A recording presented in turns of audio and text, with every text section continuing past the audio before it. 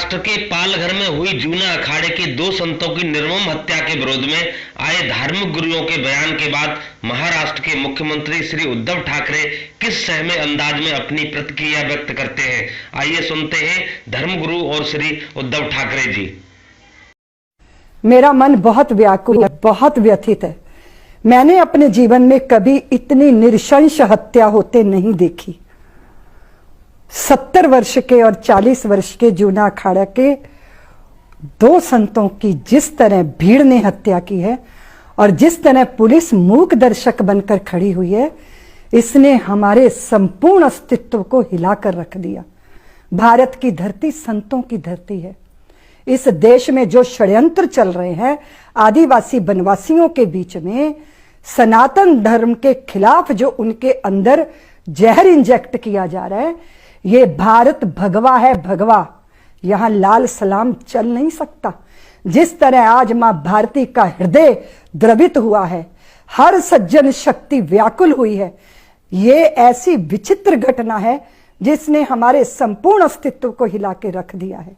भीड़ इतनी नृशंस नरभक्षी होकर उन असहाय संतों की हत्या करेगी और चुपचाप पुलिस देखेगी, ये कभी सोचा नहीं था। मैं मानती हूं कि कोरोना के इस संकट काल में पूरे पुलिसकर्मी, पूरी हमारे देश के स्वास्थ्य कर्मी शिद्दत के साथ, बहुत ही निष्ठा के साथ सेवा में लगे हैं। पूरे देश में उनके लिए सलाम हो रहा है। लेकिन पालघर में जो हुआ, वहां खाकी ने शर्मिंदा किया है। अगर आपने एक भी रिवाल्वर निकाल के फायर कर दिए होते तो वो नरभक्षियों की भीड़ पर अंकुश कर लिया होता, लेकिन ये नहीं हो पाया। नहीं हो सकता ये देश के अंदर, इसको बर्दाश्त नहीं किया जाएगा। मैं मानती हूं कि महाराष्ट्र की सत्ता और सरकार जिनके हाथ में है, वो भले ही मिली जुली सरकार है, पर उद्धव जी तो है ना। बाल ठाकरे जी वो व्यक्तित्व रहे जिन्होंने भगवे पे हमेशा गौरव किया, और आज भी शिव सैनिकों को भगवे पे निश्चित रूप से गौरव होगा। उनको दंड दीजिए जिन्होंने संतों के रक्त से अपने हाथ रंगे हैं। ये ऐसा दंडनीय अपराध है जिसको माफ नहीं किया जा सकता। भारत में ऐसे वातावरण का निर्माण होना चाहिए कि यहां दंडनियों को दंड मिले और वंदनियों का वंदन हो। उसी के लिए हैं हम लोग, देश के रखवाले, चौकीदार, पहरेदार, जो भी कुछ हैं। भगवा जब साधु पहनता है तो वो व्यक्ति नहीं होता, सनातन की ध्वजा है भगवा। और सनातन क्या है? कण कण में ईश्वर का दर्शन कराने वाली दृष्टि।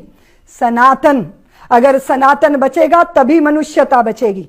अभी आप देख रहे हैं कोरोना जैसी मौत बांटने वाला चाइना, चमगादड़ों और सांपों को खाते हैं वो, और सनातन बताता है कि पशु पक्षी जड़ जंगम सबका ख्याल रखो। ऐसी सनातन धर्म की आभा को लेकर जब सन्यासी चलता है तो वो सन्यासी नहीं होता, तीर्थ होता है, धर्म ग्रंथ होता है। वो चलता फिरता स्वयं भगवान का विग्रह होता है। इसलिए उनके साथ जो व्यवहार हुआ है उसने सारे सज्जन शक्तियों को व्याकुल किया है। मैं सोचती हूं जल्दी न्याय मिलेगा, लेकिन उन दंडनियों को तो दंड मिलना चाहिए, पर ऐसी भीड़, नरभक्षी भीड़ बनाने वाली उस विचारधारा को इस देश से समूल उखाड़कर फेंकिए। सांप्रदायिकता इसमें है नहीं। ये दुर्भाग्य की बात है, गलतफहमी के शिकार हुए हैं, जो बहुत ही निंदनीय बात है। पुलिस क्या कर रही है, सरकार क्या कर रही है? किया ना, कर रहे हैं, हमने किया, किसी को नहीं बख्शा और किसी को भी हम छोड़ेंगे नहीं।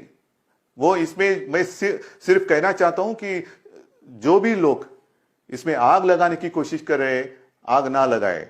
ये कोई मजहब की बात नहीं है, सिर्फ गलतफहमी जो हुई इस कारण इनकी हत्या हुई, लेकिन इसके बावजूद हम किसी को भी छोड़ने वाले नहीं। एक तो मैंने जैसे पहले कहा कि ये जो इलाका है आने जाने के लिए बहुत ही कठिन है, बहुत ही कठिन, जिसे मराठी में कहते हैं ना दुर्गम एरिया। दुर्गम मतलब आने जाने के लिए बहुत ही कठिनाई होती है, और वहां जाना भी हो तो दादरा नगर हवेली से आना पड़ता है। उस रात जिस वक्त ये घटना हुई, ये जो साधु थे वो जाना चाहते थे गुजरात, उनको रोका गया। दादरा नगर हवेली जो सिलवासा वगैरह केंद्र शासित प्रदेश है, वहां सीमा पर उनको रोका गया, वहां से उनको लौटाया गया। अब ये कोई चर्चा की बात नहीं हो सकती, अगर मगर में कोई मतलब नहीं है। अगर वहां पर उनको रोका जाता और दूसरे दिन सुबह महाराष्ट्र सरकार के साथ कोई सलाह मशवरा करके इनके बारे में निर्णय हो सकता था, लेकिन हुआ नहीं, दुर्भाग्य की बात है। लेकिन मैं आपको वचन देता हूं, इसमें कोई भी सांप्रदायिक बात है नहीं। 100 से भी ज्यादा लोगों को हमने गिरफ्तार किया है, जिनको 30 अप्रैल तक पुलिस कस्टडी मिली है, पुलिस की हिरासत में है। इसमें 5 जो इनके मुखिया थे वो भी आज कस्टडी में है, और 100-150 जितने भी हो, जो भी लोग इसमें शामिल होने की संभावना है, उनकी तलाश जारी है। और फिर से मैं एक बार कहता हूं कि जो भी लोग इसमें गलतफहमी फैलाने की कोशिश करेंगे, कृपा कर ऐसा मत करें। मेरी बात अमित शाह जी से भी हुई है, सुबह उनका फोन था, कल योगी जी का भी फोन था, और उनको भी मैंने सारी बात समझाई है।